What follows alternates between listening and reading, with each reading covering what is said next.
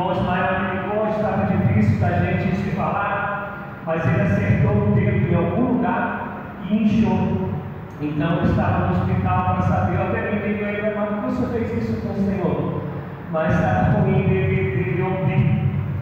Então vamos lá, João 20, versículo 28. Podemos? Disse Tomé: Senhor meu e Deus meu. Repita comigo: Senhor meu e Deus meu. 1, 2, 3. Senhor meu, Deus meu. Agora repita você falando isso para Deus. 1, 2, 3. Senhor meu, Deus meu. Deus agora, Senhor nosso, Deus nosso, fala conosco, abra o nosso entendimento, traga revelação, edificação, a fim de que, Senhor da vida, cada dia nós possamos crescer na graça, na sabedoria, que nós possamos crescer na unção, na virtude do fruto do Teu Santo Espírito. Eu peço que assim seja no nome de Jesus. Amém. Amém. Amados, hoje eu não vou pregar como vocês estão meio acostumados a me pregar, né? Com, às vezes, quase sempre uma palavra que a gente chama na teologia expositiva, que a gente tem aprendido. Eu não vou querer trazer conhecimentos muito da área filosóficas, da área da psique, como às vezes eu faço, nem histórica. Eu quero falar de fato sobre o que a Bíblia nos traz, nos ensina como conversão. Quando nós vamos estudar todos os tipos de idolatria, de divindade, história, até hoje, pelo menos de tudo que eu já estudei, eu não conheço nenhum Deus que não tenha sido criado pelos homens. E eu vou explicar rapidinho. A nossa fé, historicamente, é a única fé que pode ser verificável, pode ser científica. Isto é, a gente pega a Bíblia e a história da humanidade, a arqueologia, ela confirma a nossa fé. E não confirma com uma outra coisa, confirma com a abundância. Se você vai para a parte acadêmica e vai ver a possibilidade de veracidade sobre os espíritos de Platão, de Aristóteles, sobre o Evangelho de João, sobre a Bíblia, tem infinitamente mais possibilidade, ou maior possibilidade, de você falar: isso aqui é mais real do que Aristóteles e Platão, porque os escritos são mais recentes. Um exemplo, nós temos os primeiros escritos com 30, 50 anos, o de Paulo, de Marcos, ainda quer dizer, ainda vivos, os caras foram escrevendo bem próximo da partida de Jesus Cristo, isto é, discípulos que caminharam com Jesus, e pessoas que lutaram para aprender Jesus, pessoas que perseguiram a fé desse Cristo que acabaram de ressuscitar, estavam vivas e poderiam dizer: olha, isso é mentira. Mas eles nunca, tu vais ver, Filipenses, eles nunca diziam que era mentira a história de Jesus. O que eles falavam que era mentira, Jesus ser ressurreto, ele ser o próprio Deus. É só você analisar um pouquinho os escritos que você vai ver. Ninguém está dizendo assim: o que ele está pregando, o que Paulo, o que os apóstolos estão pregando é mentira. O que eles eram contra, estão pregando um Jesus que ressuscitou. Isso não é possível. Ele não era esse que eles estão falando, mas nunca negam esse Jesus. Isso tudo que ele ensinou, que eles estão pregando, isso é mentira. Não, porque não tinha como. Por que eu estou falando isso tudo? Eu estou contando tudo isso porque crer em Jesus, render-se de fato a Jesus, é poder chamar de Deus e de Senhor. Lembra que eu comecei agora a falar aqui de deuses, que aqui fora, nosso Deus, são deuses criados pelo homem, isto é, o homem queria uma boa colheita, em qualquer cultura que fosse, e essa colheita ali criava um Deus para a chuva, um Deus para a terra. Ele queria sol, então ele criava um Deus sol. Ele queria pesca, ele criava um Deus que tinha a ver com a pesca. Ele queria águas, queria os rios, então ele criava um Deus do rio. Quando a a gente vai pegar que a gente encontra histórias semelhantes a de Moisés falando sobre Gênesis, sobre a criação, sobre o dilúvio, e algumas histórias até escritas antes de Moisés escrever. Mas todas essas histórias, principalmente a gente encontra isso entre os sumérios, essas histórias, eles vão dizer que primeiro criam-se as coisas, para depois os deuses serem criados. A única que conta que foi Deus quem criou é a nossa. Isto é, quando o homem está querendo algo, ele cria um Deus para si. E aí, essa comunicação entre ele e esse Deus, ou esses deuses, não tem a ver com relacionamento, não tem a ver com amor, não tem a ver com reconhecimento de um Deus amigo, sempre tem a ver com relacionamento com barganha. Eu quero chuva, vou a esse Deus que eu criei, eu ofereço algum sacrifício para que haja chuva. Eu quero colheita farta, eu vou e ofereço para esse Deus algum sacrifício para ter colheita. Eu crio o Deus da guerra, então eu vou ganhar a vitória, eu ofereço um sacrifício para ter a vitória. É sempre o toma lá da carne. Lamentavelmente, diante desse pouquinho que eu falei, esse pouquinho que eu falei é verificado, é só a gente estudar, que vocês vão ver que tudo que eu falei aqui é real. A gente diz que crê em Deus, que é o único que é verdadeiro, mas muitas das vezes o nosso relacionamento com Ele é um relacionamento de barganha. É um relacionamento que eu me chego a Deus para eu poder me dar bem.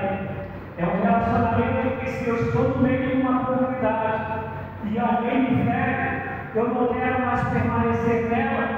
E às vezes a pessoa coloca a conta em Deus, não entendendo que onde tem seres humanos vai ter problema. E fora isso, a gente está aqui, óbvio, porque existe meu irmão em Cristo, minha irmã em Cristo, mas nós estamos aqui porque nós cremos nesse Deus. E quando Jesus aqui parece para Tomé era a única vez que caminhou 3 anos, ouvindo o rosto do outro. E às vezes a gente julga muito Tomé, porque quando a gente fala que os discípulos creram em Tomé, não. Só que os discípulos estavam lá, todos os outros 10 estavam lá. Eles viram, e aí eles creram. Aí a gente julga Tomé, porque Tomé vai falar, nossa, eu tenho que tocar, eu tenho isso, eu tenho aquilo. Só que a gente não faz um paralelo que os outros não podem falar isso, porque eles viram. E Tomé fala assim, não, eu tenho que ver para crer. E eu particularmente eu gosto da postura de Tomé, porque Tomé não deu a Bíblia. Tomé não tem as evidências que nós tivemos, que nós temos. Tomé, em sua época, ninguém havia ressuscitado por sua história.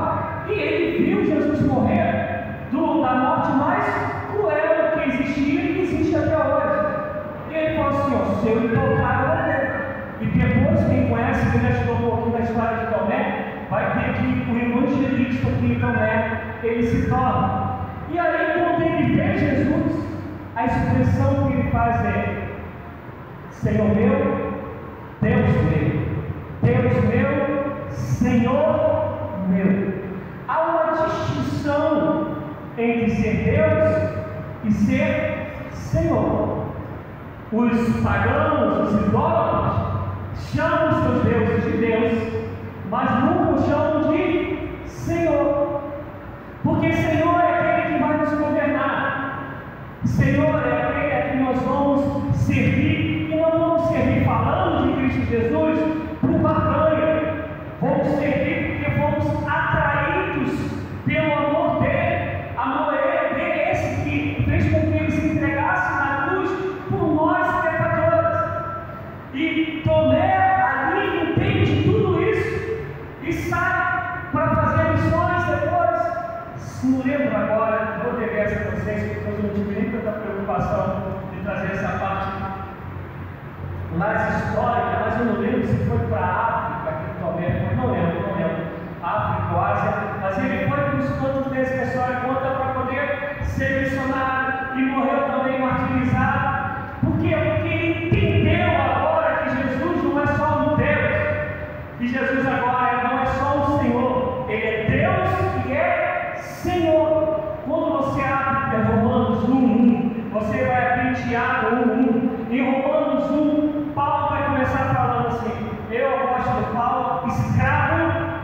Jesus Cristo. Você vai para Tiago, que era irmão de Jesus Cristo, vai dizer: eu, Tiago, escravo de Jesus. E olha só, estão falando homens, aqui estão dizendo homens que tinham autoridade, que é isso que a gente chama de apóstolos, tirando Paulo. Tiago então conheceu Jesus para caramba dessa, porque era irmão, teve dificuldade inclusive de crer que Jesus Cristo era o Messias, porque eles eram irmãos.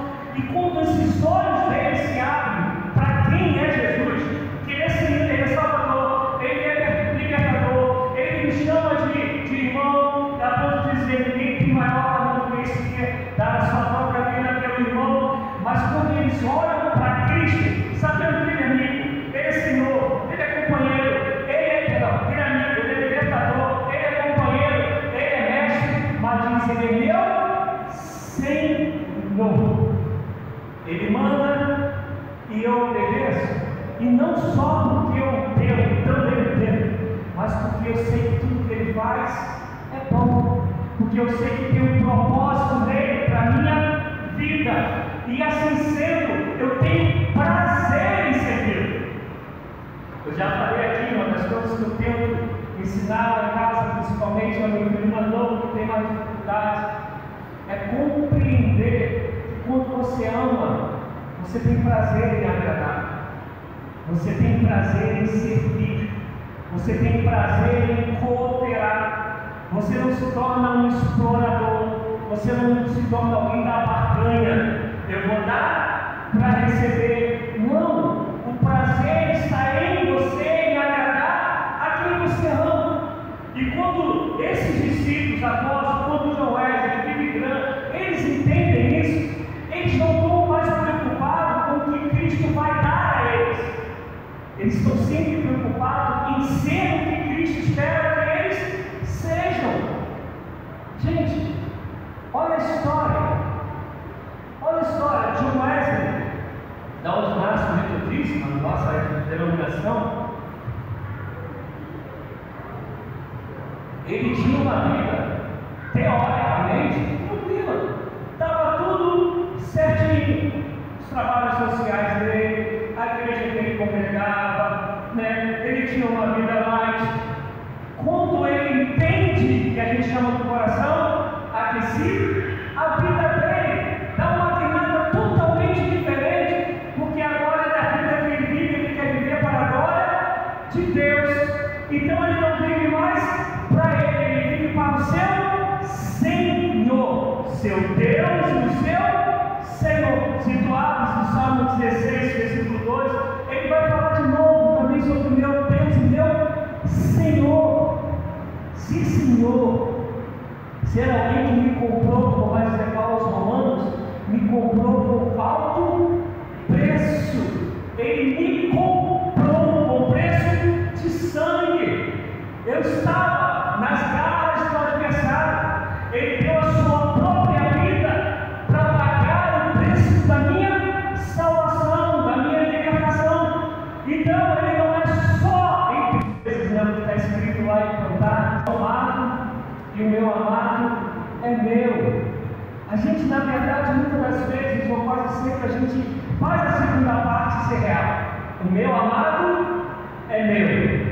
Agora, eu sei de fato o meu amado é esse que, se a gente quer cantar, se vive à procura do outro, para agradar o outro, para satisfazer o outro, que cantar, está dizendo, e aí ela vai dizer: eu sou do meu amado é meu. A gente tem essa dificuldade de entender que Jesus é Senhor, por essa imaturidade, por essa falta de noção do que é um novo nascimento, do que é nascer da água, do Espírito. É que muitas das vezes o nosso tratamento com Jesus é um tratamento de barganha. Por isso que a gente acaba não tendo prazer nos encontros das congregações ou na congregação para buscar a Deus, como eu disse aqui no começo, para adorar o Senhor. Por isso que a gente faz isso nos dias que melhor nos cabe, e no nosso caso aqui, normalmente no domingo, porque domingo é o dia de descanso, né? Então vou lá fazer minha fezinha. Não é jogo de bicho, não é negação, não vou fazer minha fezinha. Eu vou lá, vou falar com a Porque não entendeu o senhorio de Jesus. Por isso que Paulo vai dizer que agora a vida que eu vivo, eu não vivo mais para mim mesmo, mas eu vivo para Ele. Eu vivo para a glória dele, para a glória do Filho do unigênito. E tu vais ver isso na vida de Paulo, de John Wesley, de Billy Graham, tu vai ver isso na vida de Spurgeon, tu vai ver isso na vida de todo mundo que a gente quer ter como referência. Essas pessoas nunca chegaram a Deus na esperança de uma barganha, de uma troca, de que Deus é só esse Deus que vai suprir a necessidade que o meu coração criou. Mas eles chegam a Deus como é uma oração de John Wesley, que quando acordava ele dizia: todas as mulheres quando acordam, eu me viro para o meu capitão e pergunto para ele: qual é a função que o senhor tem para mim hoje? Consegue entender isso? É querer saber o que Deus tinha para ele. Não é ele que coloca a agenda dele diante de Deus. É Deus quem vai dizer. Ele apenas quer saber, Senhor, qual é o que eu quero te agradar. Eu quero viver para ti. Sou meu Senhor. E é por isso que quando a gente quer exemplos gloriosos da Bíblia, a gente, ou na vida, após a Bíblia, a igreja acontecendo, você nunca vai ter experiências de trocas. Chamam Deus de texto, porque sabe que Ele é o texto provedor, sabe que Ele é socorro bem presente na angústia, sabe que Ele é Salvador, sabe que Ele é libertador, sabe que em Cristo Jesus nossos pecados foram perdoados, mas também eles dizem: Ele é meu Senhor. A ponto de Paulo chegou a dizer: não vivo mais eu, mas Cristo vive em mim. A ponto da gente ter uma canção na metodista, se eu não me engano, da Pinar, e eu não lembro qual é, que vai dizer: para onde Ele me mandar ou me enviar, eu irei. Isto é, Ele quem diz. Porque no Salmo 139 vai dizer que antes de eu ter forma no peito da minha mãe, o Senhor já tinha traçado os meus dias. E a gente aprendeu que tudo que Deus faz é bom. Então eu quero cumprir o propósito do meu Senhor, que é alegrar o coração do meu Senhor. Eu quero que Ele se tenha alegria em mim, tenha regozijo em mim. Eu quero viver assim. E aí eu fico olhando como a gente às vezes ouve mensagens como essa, parecidas como essa, semelhantes a essa, mas que às vezes as pessoas não mudam. Paulo, escrevendo a Timóteo, vai dizer sobre, lá no capítulo 3, 2 Timóteo, ele vai falar sobre mulheres que ouvem, lá falando da realidade dele, mas que nunca chegam ao conhecimento. A gente vai encontrar Jesus falando que eles escutam, mas não ouvem, isso não penetra, não entra no coração. É por isso que a gente tem mais prazer na religiosidade do que no Jesus que é Senhor. Porque religiosidade, na nossa consciência, a gente diz assim: estou cumprindo aquilo que a religião espera de mim. Fora isso, dependendo da congregação onde a pessoa resolveu estar, ela vai ter prazer de estar ali, porque tem um ambiente agradável, ninguém está dando tiro em ninguém, né? Não tem ninguém chapado. Ele fala: vira o Senhor, sai da tua terra, da tua parentela, sai. E ele fala: tá bom, vai para onde? Vou para onde? Eu vou te guiar. É todo dia você querendo ouvir a minha voz e eu vou te direcionar para onde tu tens que ir. Consegue entender, gente, o que a gente chamar Deus de Senhor? Porque se eu tivesse uma relação com Ele somente de Deus, somente de libertador e salvador, eu não estou nunca preocupado em agradar. Eu estou apenas atento para aquilo que Ele pode me agradar. Eu só vou sempre buscar para o meu prazer, no sentido de ser consumado o que eu espero. Porque o meu prazer não está em viver como em Deus, como meu Senhor. E por isso a gente tem tanta dificuldade eu não sabia disso, mas eu estudando eu descobri que o Espírito Santo é o lugar onde o Evangelho mais cresce no Brasil. Vocês sabiam disso? O que mais cresce é um Espírito Santo. Eu achava que era o Rio de Janeiro. O Rio de Janeiro tem um número maior, mas onde mais cresce é no Espírito Santo, o número de evangélicos, igrejas evangélicas crescendo. E aí eu continuo, aí eu vou fazendo assim, as referências, as comparações que eu faço da minha cidade natal, e falo, cadê esse povo que não muda então a história de onde está inserido? É porque muitos deles, a meu ver, chamam Deus de Deus, mas não chamam Deus de Senhor. Não conseguem falar de verdade, meu Deus e meu Senhor. Eu, tremida, escravo do Senhor, Jesus, eu, Ismael, escravo do Senhor, Jesus, isto é, eu vou viver para a glória dele, eu pertenço a ele, eu tenho em mim as marcas do sangue dele, que me resgatou, que me comprou, que me perdoou, que me libertou, e agora minha vida é dele, então eu vivo para a glória dele. Imagina, amados, de fato, pelo menos 60% dos que dizem cristãos, chamando Deus de Senhor e vivendo como realmente Ele sendo o Senhor de nossas vidas, permitindo que a vontade dele, que é boa, agradável e perfeita, se cumpra em nossas vidas, permitindo que a voz dele seja ao sempre o sim que Ele quer e o não que Ele deseja para as nossas vidas, e a tudo isso a gente diga amém. Imagina tudo isso acontecendo, pelo menos em 60% da gente. Tu podes reparar, nós temos as nossas vidas encaixadinhas, na maioria das vezes, dentro da idade que nós estamos. E nós, quando acordamos, quando oramos, falamos, Senhor, esse é o meu dia. Me abençoe no meu emprego, me abençoe no trânsito, me abençoe nisso. Repara, quase sempre a oração é para Deus se encaixar dentro da que a gente deseja. Não é a gente acordar e falar, Senhor, o que o Senhor tem para mim hoje? O que o Senhor espera de mim hoje? Quando a gente vai estudar a história de Davi, Davi sempre que ia guerrear, ele perguntava a Deus para onde ele tinha que ir. E Deus sempre respondia. Um determinado dia Deus falou para ele, não, Davi, precisa ir para lugar não, fica escondido em tal lugar, que eu vou trazer o povo dos filisteus até você. E eu não lembro se era dos filisteus, mas era um desses Deus, filisteus, Jerusalém, um desses Deus. E Davi ficou lá de tocar, não precisou nem para onde. Deus trouxe o povo, ele venceu sobre o povo. Esse desejo de olhar para Deus e dizer assim, agora eu não pertenço mais a mim mesmo, porque na verdade nós nunca pertencemos a nós mesmos, e a Bíblia nos ensina, principalmente em Efésios 3, que se não estamos no Senhor, nós estamos sendo guiados, dominados pelo nosso adversário.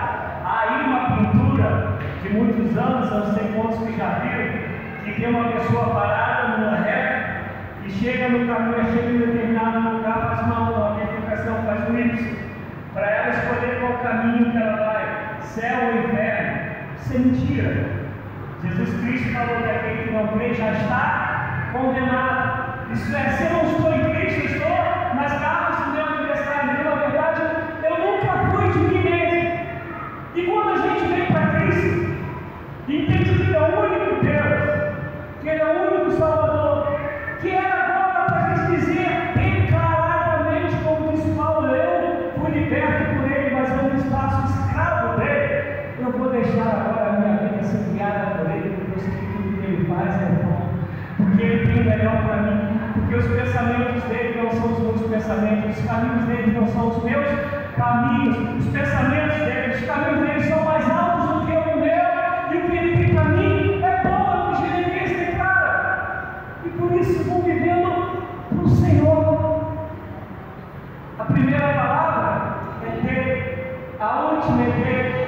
A gente abre, se eu não me engano, vocês vejam, acho que é Provérbios 16, vai dizer: o coração do homem traça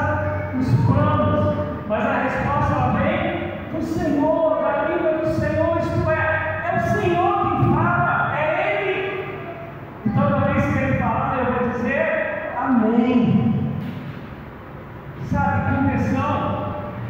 Não é isso que o irmão de igreja faz, que vai dizendo que você vai prosperar, que você vai ser curado de todas as coisas.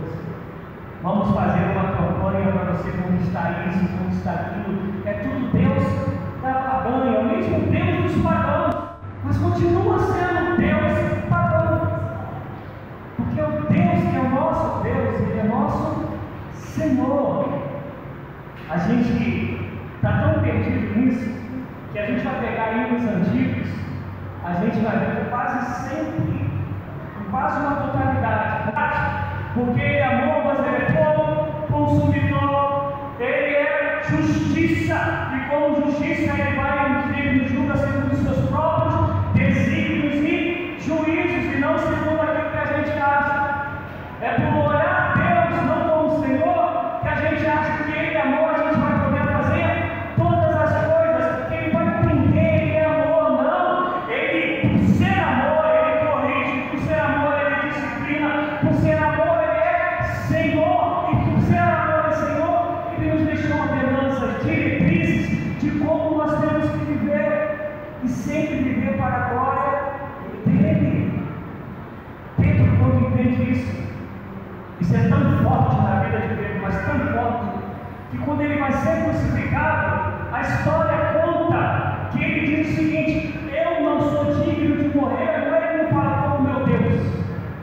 Flávio José diz que ele diz: eu não sou digno de morrer como meu Senhor, aquele que é meu mestre, meu dono, aquele que me comprou por alto preço. Então, me crucifiquem de cabeça para baixo. Sabe, amados, eu assim tenho me alegrado muito em Deus, não que antes eu não me alegrasse, mas eu quero contar de fatos agora, né? Minha filha, esses dias comentando lá em casa, que eu perguntei o que o namorado dela achou de eu pregando, né? Ele já me viu pregar na igreja dele, mas não pregar tantas vezes, e a gente raramente na igreja de outra pessoa, a gente tem com a mesma liberdade que a gente tem onde de fato a nossa casa, o nosso habitat. E na conversa entre algumas coisas, eles comentavam, né, que como é difícil a igreja que eu pastoreio mexer tanto, porque eles falam, né, porque as coisas que eu prego. Mas ao mesmo tempo, a gente vê o que Deus tem feito aqui, pelo menos eu tenho, não sei se vocês corroboram comigo, né, pessoas chegando nesses dias. Eu fui conversar com uma pessoa que veio nos visitar uma vez, e eu só não vou falar o nome porque a gente está gravando. Eu comentei até com o Isabel, e falou assim: pastor, eu vou lá mais vezes, a minha dificuldade é que eu trabalho à noite, e assim minha noite não, e eu quero inclusive conversar com o Senhor. E depois eu fiquei sabendo que conversar mais, porque não tinha mais tempo, né? Só eu para conversar um pouquinho, e ele ainda falou assim, e depois eu descobri pastor de uma outra denominação, mas que está querendo estar aqui com a gente. Tem uma outra família que está 2 anos sem congregar e está caminhando aqui com a gente. Tem uma outra família que há 5 anos que eles não congregam, e há um mês e pouco eles só deixaram de vir no domingo, estão vindo sempre, e a gente vê Sérgio, né, que lamentavelmente teve que voltar. Enfim, a gente tem visto pessoas sendo trazidas por Deus, e trazidas pelo aquilo que particularmente eu creio que é a palavra de Deus, e que minha filha e namorada falaram assim: mas as pregações dele não são boas, né? Eu lembro muito da fala da Miss Lene uma vez aqui, que o Botafogo tinha ganho do Fluminense, e a Miss Lene falou assim: ah, pastor, só está feliz, o Botafogo ganhou do Fluminense, então não bate muito na gente, não, né? Qual é a fala dela? Pega leve. E por que eu estou falando tudo isso? Porque esse é o evangelho que eu creio. Sabe, eu creio que Deus é meu Deus, mas Ele é o meu Senhor. Eu sei que viver assim, às vezes, é na contramão, ou às vezes quase sempre é na contramão da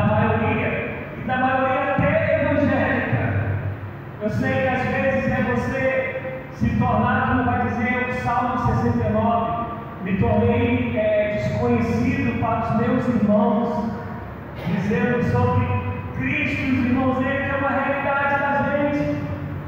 Os que não conseguem enxergar desse jeito, que só às vezes teu irmão, tua irmã, vão olhar e vão falar: olha, ou você é louco, ou você está doente, ou você é bitolado, não vão aprovar.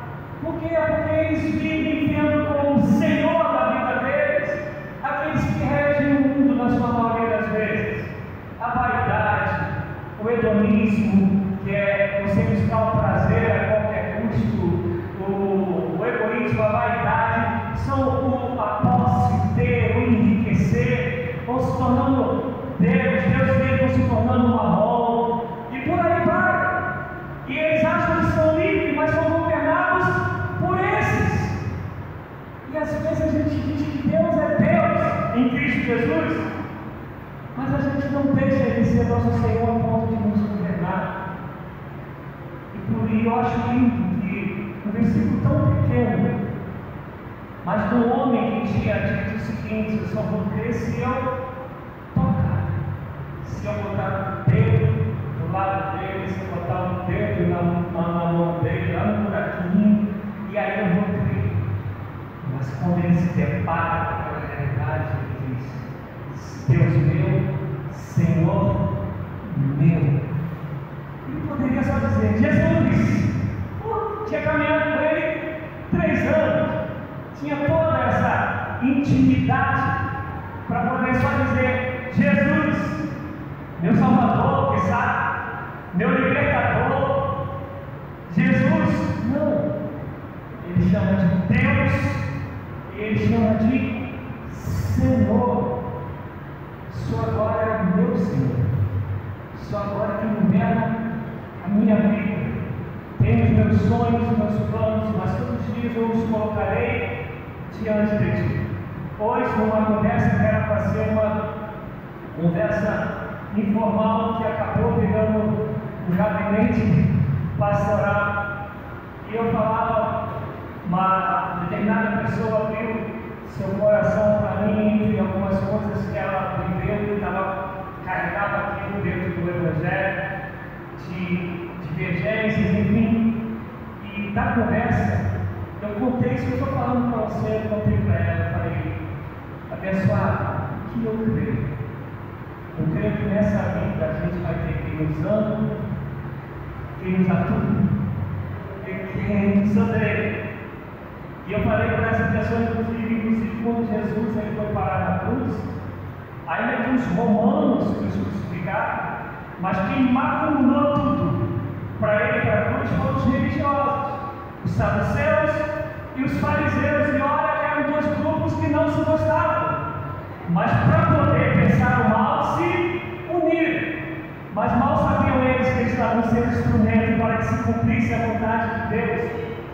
E é por isso que Jesus antes orou: Pai, se possível for, afasta de mim, passa de mim esse cálice, mas que seja feita a sua vontade. E esses homens, esses grupos, maculando o mal contra Cristo, foram instrumentos de Cristo para que se cumprisse a vontade do Pai, porque Cristo viveu para o Pai. Eu estou aqui para fazer a vontade do Pai.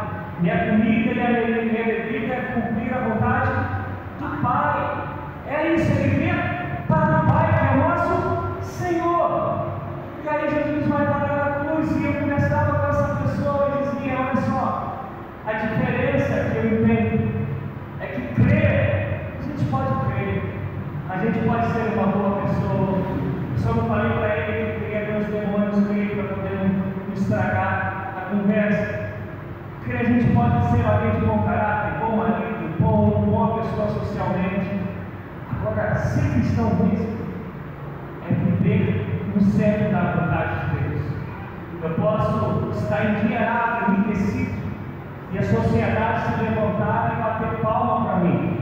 Posso ser um Bill Gates, e a pessoa fala assim: que vida fantástica. Mas se eu não estiver no centro da vontade de Deus, eu estou no pior lugar que eu posso estar. E eu posso ser pobre, miserável, mas se eu estiver no centro da vontade de Deus, Senhor, com meu Senhor, eu estou no melhor lugar que eu posso estar. E eu quero terminar dando um exemplo rápido sobre isso. Tinha um homem chamado José do Egito, que estava prisioneiro, vendido como escravo. Mas mal sabiam os irmãos que ele já era escravo de Deus, porque Deus era o seu Senhor. E aí todo mundo conhece a história, mas eu quero pegar só esse finalzinho. E ele estava lá, escravo, prisioneiro. Mas ele era prisioneiro do Senhor Jesus. E ele vivia para a glória de Deus, ainda que ali não tinha esse Jesus do verbo que se fez carne. E quando ele sabia que ele está no melhor lugar que ele poderia estar, é ali que o Senhor o usa para interpretações, é ali que ele pega a confiança do chefe, dos encarcerados, é ali que a confiança de quem é alguém honesto, é alguém íntegro, porque serve a Deus e não serve ao homem, é ali que tudo isso é visto, e é ali que ele interpreta sonhos pela revelação do Senhor, e por causa disso, ele sai do lugar da prisão, escravidão, e vai ser agora governador. Depois de Faraó, quem mais manda é ele, mas ele continuava tendo Deus como seu Senhor, porque tem os irmãos, tem a família, e ele pode agora usar o seu poder para fazer juízo, para fazer justiça. Mas quem é Deus dele não são os homens, quem é o seu Senhor é Deus. Então ele deixa o Senhor, Deus, sendo o Senhor da vida dele, manifestar perdão, graça, misericórdia. E aí a gente conhece a história, o perdão é liberado, ele vai e se revela para todo mundo, a família vem toda para morar e comer bem, beber bem, dormir bem, e sai a geração é preservada no povo hebreu, e a gente conhece a história que depois eles crescem, se tornam escravos, não é liberto, vem a terra prometida, entra em Canaã, vem Jerusalém, vem o Messias, e estamos aqui dizendo que esse Messias é nosso Senhor, é nosso Deus, é nosso Senhor, louvado seja Deus. A gente precisa entender isso, de qualquer lugar que a gente estiver, que Deus não seja um Deus da barganha, não seja esse da troca, ainda que Ele seja socorro e presente na hora da noite, ainda que Ele seja um que cura, um sábio, ainda que Ele seja um libertador, um salvador, ainda que Ele seja amigo fiel, ainda que Ele tenha dito que Ele está conosco todos os dias até a consumação dos séculos, mas no meio disso, Ele é o nosso Senhor. Como eu desejo que nós creiamos isso, como eu desejo que nós aprendamos isso, como eu desejo que nós vivamos isso. Como eu disse, não foi a pregação como vocês estão acostumados a ouvir, mas eu queria trazer essa noção do que é de fato nascer de novo. O que é ter Jesus como nosso libertador, como Cordeiro de Deus que tira o pecado do mundo, mas também como nosso Senhor. E que o Espírito de Deus alcance no teu coração aquilo que não alcancei. O Espírito de Deus promova dentro de ti essa alegria de ter Jesus como Senhor, de ser morada do Espírito Santo, mas também de ter Jesus como seu Senhor, o autor